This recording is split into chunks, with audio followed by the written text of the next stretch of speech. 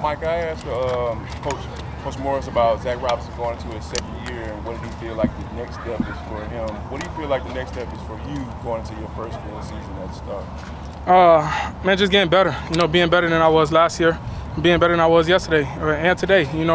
Each and every day, just working on improving. On the field, off the field, building connections, relationships with my teammates.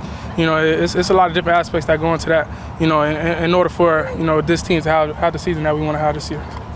Mike, I know that the conversation around you and Kirk Cousins is probably more dramatic to the outside than it is to you guys. What's your relationship like with Kirk, and how's he been able to help you transition into QB1 for real? Yeah, man, it's been good. Kirk, he's always been the same guy, from day one. He always told me since I got in, he was like, I got your back.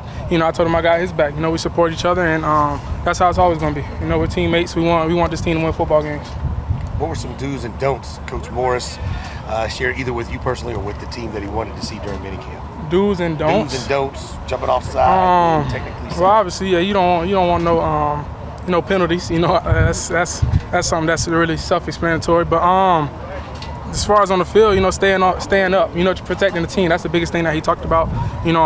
That can go in a do and a don't, because like protecting the team, just when we out here at practice, we want to compete at a high level, but we don't want no guys on the ground. We don't want nobody rolled up, getting any type of injuries around this time. We want to just go out there and be able to have fun and compete at a high level and stay safe while doing it. So I say that's the biggest coach point that he's been giving us this whole OTA period. Having the full OTAs and now mandatory minicamp, just how much more confidence do you have with your receivers and your tight ends?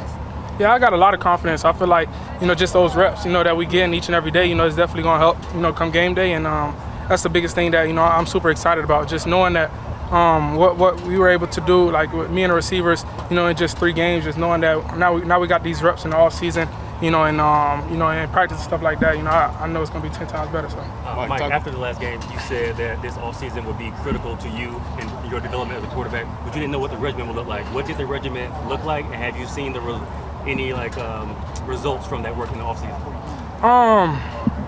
Just learning how to be a pro. I feel like that's the biggest thing. You coming in as a rookie, in college, just everything was always, on the schedule.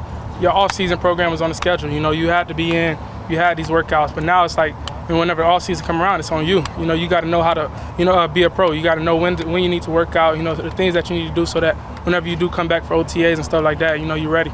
That's the biggest thing that I learned this off season. I know it's been out there talks with. I had talks with Matt Ryan. Just how he did his off season. Some different things that he did to help him stay ready whenever camp and stuff came around, and just looking forward to implementing those things and just continue to get better each and every day. So. Mike, talk about the communication that you're growing with Zach, with your receiver. I saw a point today talking with Zach, talking with Bijan. That growth that you find in with your voice, be able to communicate more about what you want, especially when it comes to routes and things that you see on the defense. Yeah, it's been good. And Z-Rob, obviously as a coordinator calling the plays, I appreciate him because he's played the game, he's played the sport. He was a quarterback as well, so he understands. Some of the things that we see on the field, he might not see up in the box. So he always asks us for our input and how we feel like within the plays and stuff like that. I feel like that's critical because, like I said, we the ones on the field.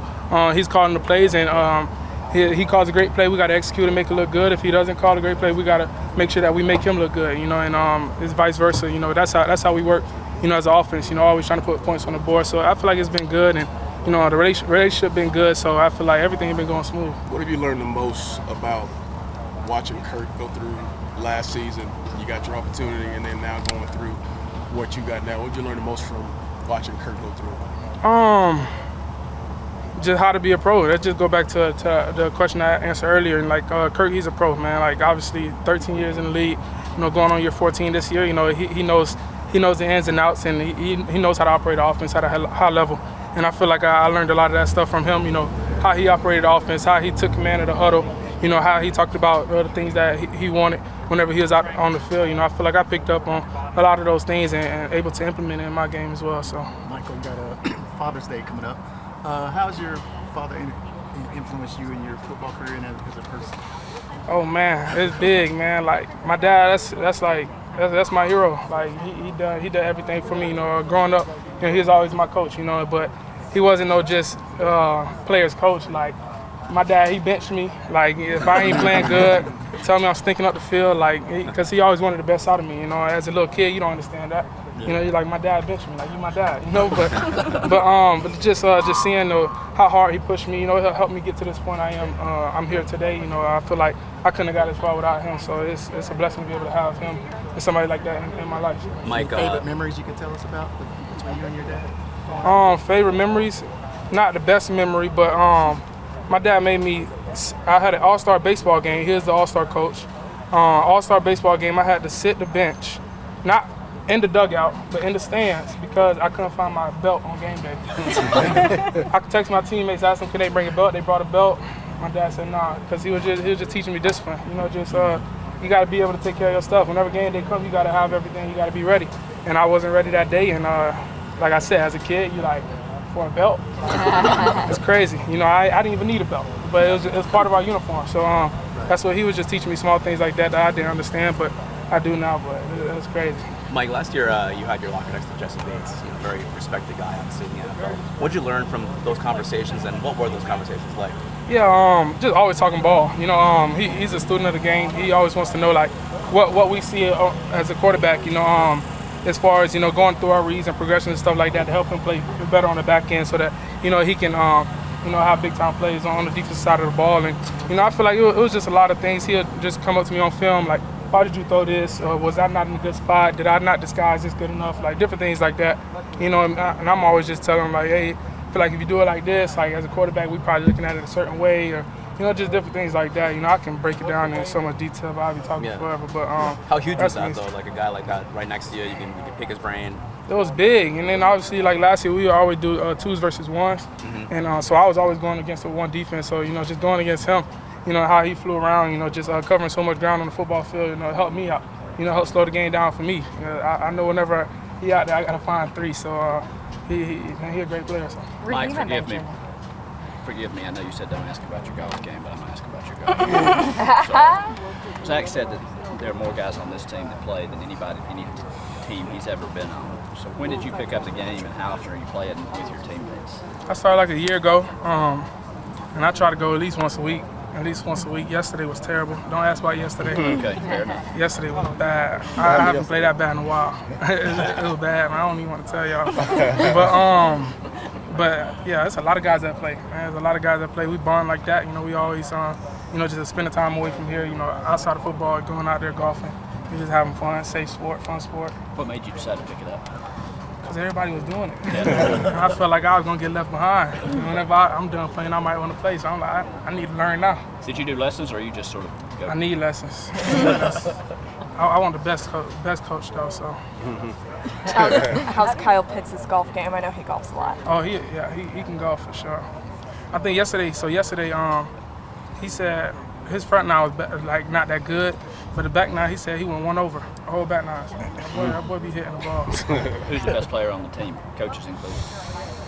That I play with? Yeah. Well, I didn't play with Jesse Matthews or Dylan Drummond. They were in a different group, but them boys hit in the 70s, like 75, 76.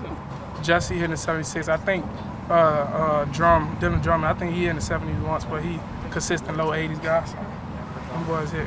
How do you feel, or when did you notice for yourself even that you felt that your voice was developing as a leader? Because Raheem kind of mentioned it a little bit, that like you're maybe a little bit more softer in the beginning, and now he's noticing you really take charge. I feel like my voice always developing. I feel like it's still developing. I feel like I do have influence. And that's what leadership is, influence. And I feel like as long as I continue to come out here, be the best me I can be. Be the same person. Not try to change for any cameras, coaches, any outside things, just always being myself. The guys gravitate around that. They want somebody who's real, somebody who's going to go out there and lay everything out on the line for them, and knowing that when game day come, they're going to get my all. So I just try to do the best I can that way. Michael, I know you've been like to get to know Drake London over this last year and develop rapport. It's been good. Man, Drake obviously a baller. He's somebody that's going to get the ball a lot this year. He did last year as well. So we definitely going to find ways to make sure he have a great season this year, and he deserving of it. He puts in the work each and every day at practice. Not just on game days, but he take every rep serious, and that's what you appreciate as a quarterback. And your receivers going 100% all the time. So. Do you think he's a top 10 receiver in the league? Yeah, for sure. Easy. You feel like he gets underappreciated a little bit sometimes nationally? He won't after this year. Michael, What I know. makes you say that? Yeah, Sorry, yeah, sorry, go Roger. ahead. What makes you say that? What gives you that confidence? I ain't gonna talk too much. It'll show. It'll show. Michael, I know you're now number one. You're taking it day by day, getting better every day. But do you ever stop and take a look at what you want to get done next 5, 10 years for this franchise? Now that you're the guy. Not yet. Yeah. I'm so in the moment, man. Like I just not got the starting job, so like I got work to do.